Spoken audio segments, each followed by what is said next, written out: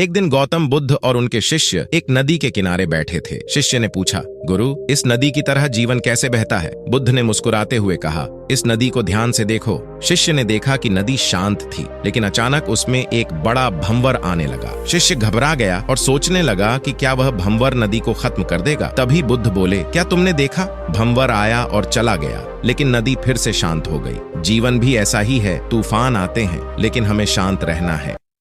जीत ली। पहली, जहां तुम्हारी बातों की कोई कद्र न हो, वहां मौन रहना ही सबसे बड़ा उत्तर है। दूसरी, जब कोई क्रोध में तुम्हें नीचा दिखाए, तब मुस्कुराकर निकल जाना ही तुम्हारी सबसे बड़ी जीत है। बुद्ध कहते हैं, क्रोध को शांत रहकर ही जीता जा सकता है। तीसरी, अपनी योजनाएं और अपनी कमाई कभी किसी को मत बताना, क्योंकि चाणक्य कहते हैं, राज उजागर होने पर तुम्हारा विनाश निश्चित है। अंत में एक बात गांठ बांध लो, शेर की खामोशी उसकी कमजोरी नहीं, उसके हमले की तैयारी होती है। इसलिए चुप रहो, मेहनत करो और उसको अपनी सफलता से जवाब दो। एक समय की बात है, भगवान बुद्ध अपने शिष्यों के साथ एक गांव में उपदेश दे रहे थे। उसी दौरान एक व्यक्ति ने प्रश्न किया, भगवान, मन का भय कैसे दूर करें? बुद्ध मुस्कुराए और बोले, कल सुबह नदी के किनारे मिलो, मैं तुम्हें उत्तर दूंगा। अगली सुबह वह व्यक्ति नदी किनारे पहुंचा। बुद्ध ने उसे एक कटोरा दिया और कहा, इस कटोरे को पानी से भरकर लाओ, लेकिन ध्यान रखना, पानी छलके नहीं। वह व्यक्ति बहुत सावधानी से कटोरे को भरकर लाया। बुद्ध ने मुस्कुराते हुए पूछा, जब तुम पानी भर रहे थे तब तुम्हें कोई डर लगा? व्यक्ति ने उत्तर दिया, नहीं, मेरा पूरा ध्यान पानी को छलकने से बचाने में था, इसलिए मुझे किसी डर का अनुभव नहीं हुआ। बुद्ध ने समझाया, जिस प्रकार तुम्हारा ध्यान कटोरे में था और तुम्हें डर नहीं लगा, उसी प्रकार यदि तुम अपने मन को सकारात्मक विचारों, अच्छे कार्यों और ध्यान में लगाओगे तो भय स्वतः ही दूर हो जाएगा। यदि हम बुरा सोचेंगे तो हमारे कर्म भी बुरे बनेंगे और दुख हमारे जीवन में छाया की तरह चलेगा। जैसे बैल के पग रखते ही बैलगाड़ी उसी दिशा में घसीटती जाती है, और यदि हम अच्छी सोच रखेंगे तो हमारे कर्म भी अच्छे होंगे और सुख सदैव हमारे जीवन में छाया की तरह चलेगा। चुप रहने की ताकत। एक बार गौतम बुद्ध अपनी भिक्षु के साथ रास्ते पर जा रहे थे। तभी अचानक सड़क के किनारे एक व्यक्ति आया। उसने गौतम बुद्ध और उनके भिक्षुओं को आगे की ओर जाते देखा।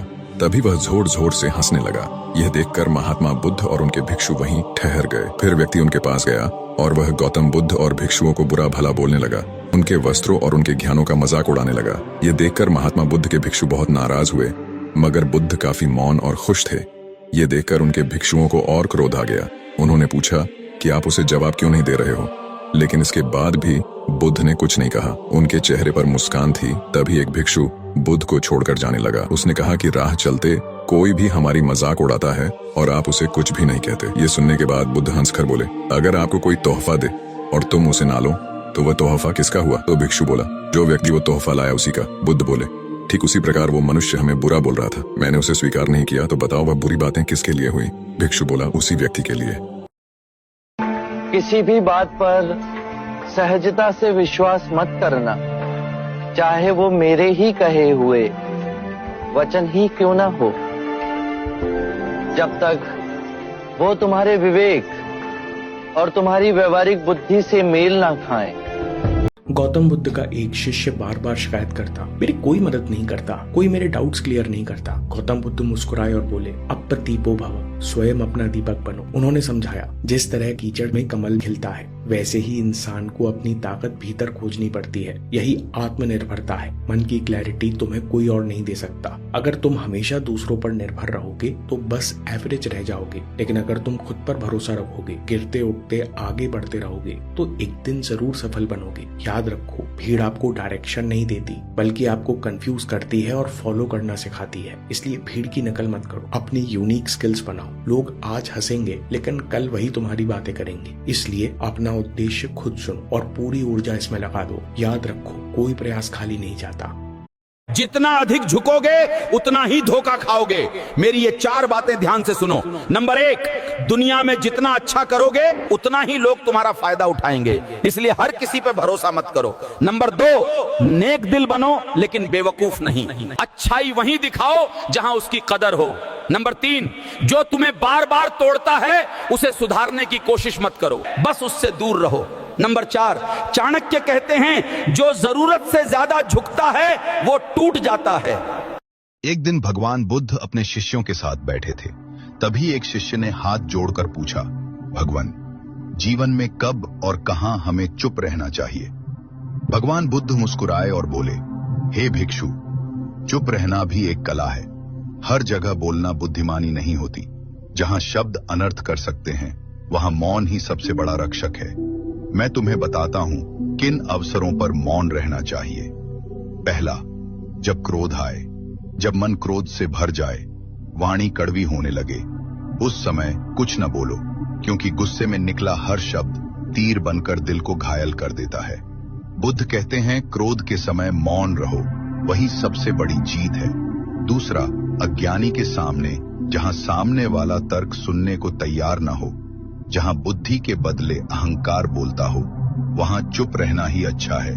बुद्ध बोले, मूर्ख से वाद विवाद करना अंधे को रंग समझाने जैसा है। तीसरा, अपमान के समय जब कोई अपशब्द कहे या तिरस्कार करे तब मौन रहना चाहिए, क्योंकि सामने वाला अपने कर्म का फल पाएगा। बुद्ध ने कहा, जो अपमान सहकर भी शांत रहे वो सच्चा वीर है। चौथा, किसी का भेद न खोलने के लिए जहां कोई गुप्त बात बताई जाए या किसी की निजता हो, वहां वाणी को रोकना ही सच्ची मित्रता है। बुद्ध कहते हैं, जिसे मौन रखना आता है वही विश्वास का पात्र है। पांचवां, अनजाने विषय पर जिस बात का ज्ञान न हो उस पर बोलना मूर्खता है। बुद्ध बोले, जहां ज्ञान न हो वहां मौन रहो, वही सच्चा ज्ञान है। छठा, विवाद की स्थिति में जहां बात बात पर झगड़ा बढ़ने लगे, जहां वाद विवाद का कोई अंत न हो, वहां चुप रहना ही सबसे समझदारी है। बुद्ध कहते हैं, जहां शब्द शांति छीन ले वहां मौन सुख देता है। अंत में भगवान बुद्ध बोले, हे भिक्षुओं, वाणी बड़ी ताकत है, इसका उपयोग सोच समझकर करना चाहिए। मौन वह ढाल है जो जीवन को अनर्थ से बचाता है। जहां जहां वाणी दुख दे सकती है वहां वहां मौन ही सबसे बड़ा धर्म है। सभी शिष्य इस उपदेश को सुनकर गदगद हो उठे और प्रण किया कि जीवन में उचित स्थान पर मौन धारण करेंगे। बुद्धम शरणम गच्छ।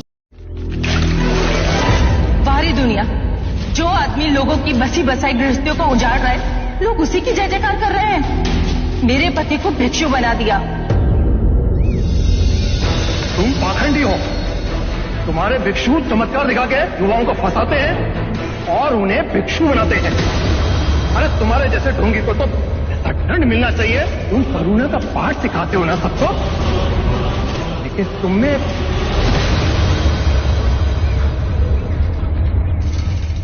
करुणा है?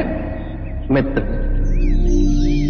यदि तुम अपने पड़ोसी के लिए कोई उपहार लाओ और वो उसे ग्रहण करने से मना कर दे, तो वो उपहार किसके पास जाएगा? मेरे पास। उसी प्रकार जो तुमने मुझसे कहा, उस उपहार को मैंने स्वीकार ही नहीं किया। ये पंचशील मार्ग है। पहला, कभी किसी जीव की हत्या न करें। तुम्हारी तरह वो भी मृत्यु से डरता है। जीव हत्या त्याग तुम्हारे अंदर करुणा और सामंजस्य का भाव जगेगा। दूसरा, कभी चोरी ना करें, इससे विपरीत किसी निर्बल का बल बने। तीसरा, व्यभिचार ना करें, केवल अपनी पत्नी से ही संबंध रखें।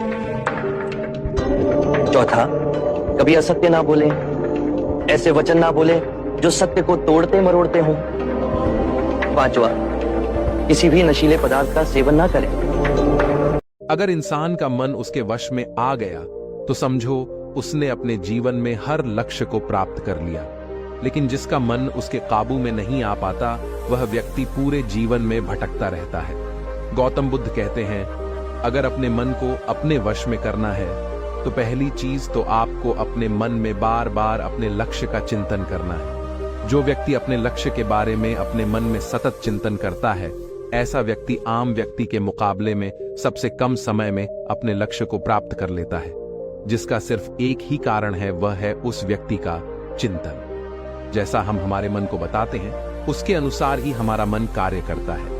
अगर इंसान अपने मन में गंदे विचारों का चिंतन करेगा तो उस व्यक्ति के मन में बार बार उसी चीज का विचार आता रहता है। वही व्यक्ति अगर अपने लक्ष्य के बारे में, यानी उसे अपने जीवन में जिस चीज को हासिल करना है, उस चीज का विचार करता है, तो वह इंसान अपने लक्ष्य से जुड़े सही। बुद्ध कहते हैं कि जीवन में सफल होना है तो इन 5 बातों को दिमाग से निकाल दे। नंबर 1, मुझसे नहीं होगा। नंबर 2, लोग क्या कहेंगे। नंबर 3, मेरा मूड नहीं है। नंबर 4, मेरी किस्मत खराब है। नंबर 5, मेरे पास समय नहीं है।